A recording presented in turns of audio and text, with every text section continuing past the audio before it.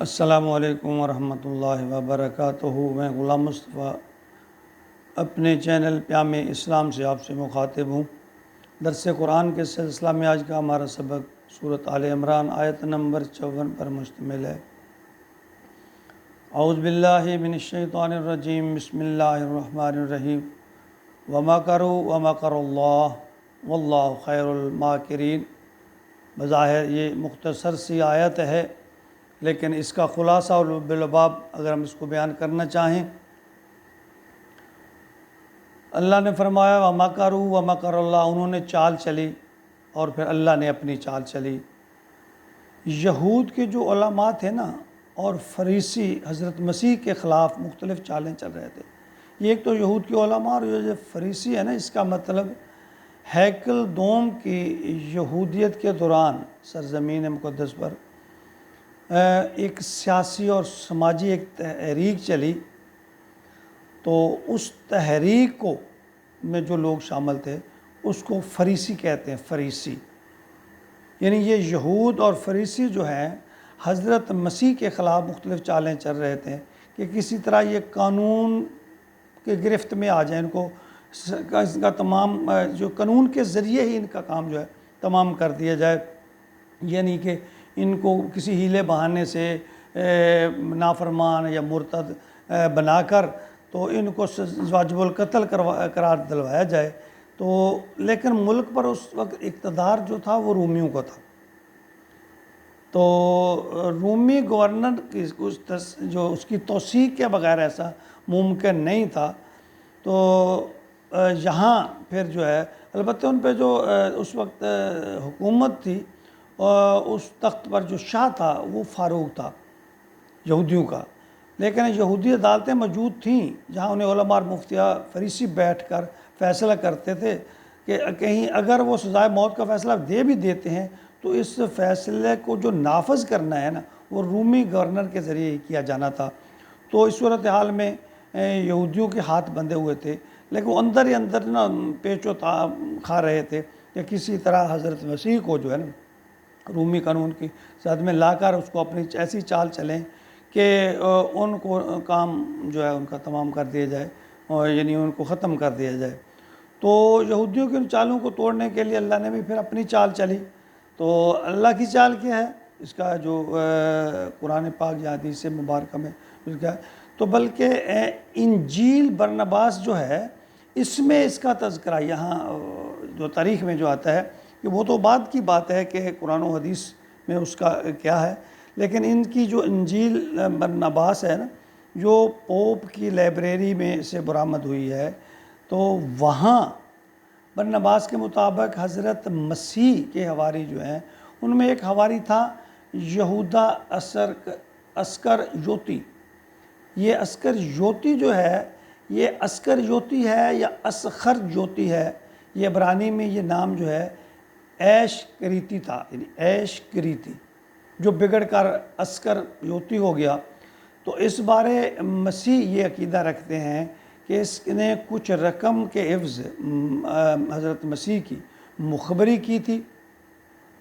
اور بعد میں یہ خود شرمسار ہوا اور پھر اس نے خودکشی کر لی۔ لیکن ہمارا عقیدہ یہ نہیں ہے، کہ ہمارا عقیدہ یہ ہے کہ حضرت عیسیٰ علیہ السلام کو زندہ اٹھا لیا گیا تھا۔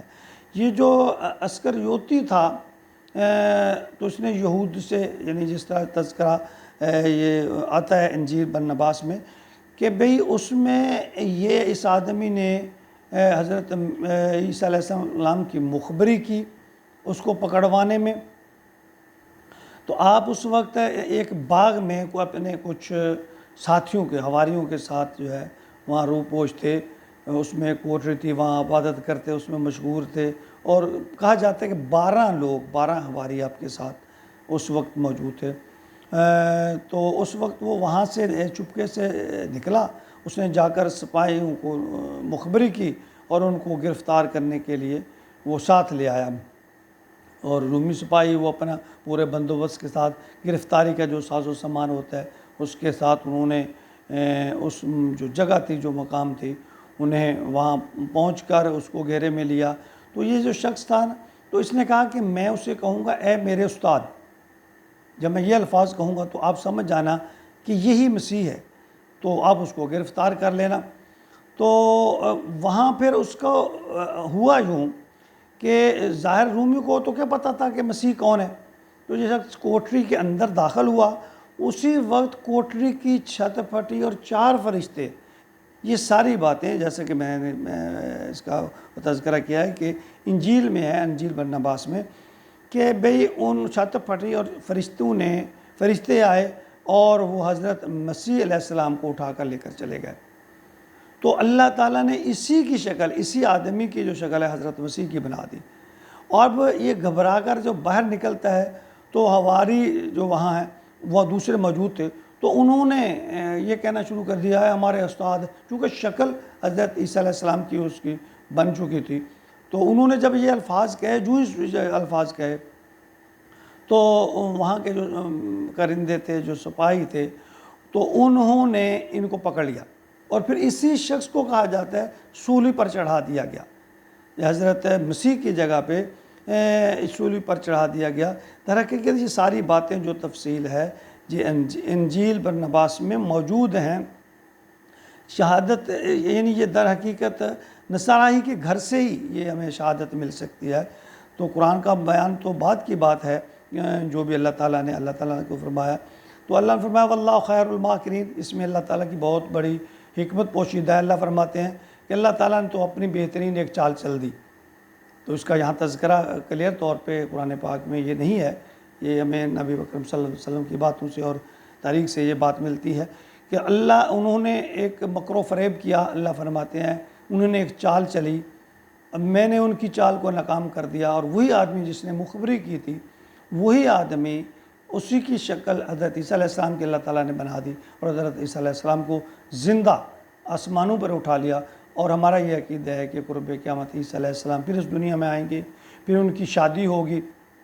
اور پھر وہ نبی اکرم صلی اللہ علیہ وسلم کی اتباع کرتے ہوئے یہاں زندگی گزاریں گے، تو پھر یہ آگے چلے گا سلسلہ۔ تو اللہ رب العزت نے یہاں تک جو حضرت عیسیٰ علیہ السلام کا مختصر جو تذکرہ، اوصاف،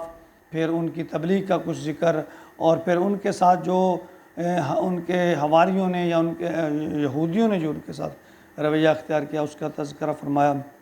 پھر آخر میں اللہ تعالیٰ نے فرمایا وہ بڑے چلاک بننے کی کوشش کرتے تھے، انہوں نے چال چلنے کی کوشش کی، میں نے اپنی چال چلی، اور سب سے بہتر چال جو ہے وہ اللہ کی چال ہے۔ اللہ رب العزت ہمیں اپنے محبوب کی اتباع، فرما برداری اور اطاعت نصیب فرمائے، اور اپنے حکموں پر چلنے کی ہمیں توفیق عطا فرمائے، اور ہمارے لیے یہ آسانیاں پیدا کر دے کہ ہم اللہ کے حکم پر چل سکیں۔ وما علینا الا البلاغ المبین۔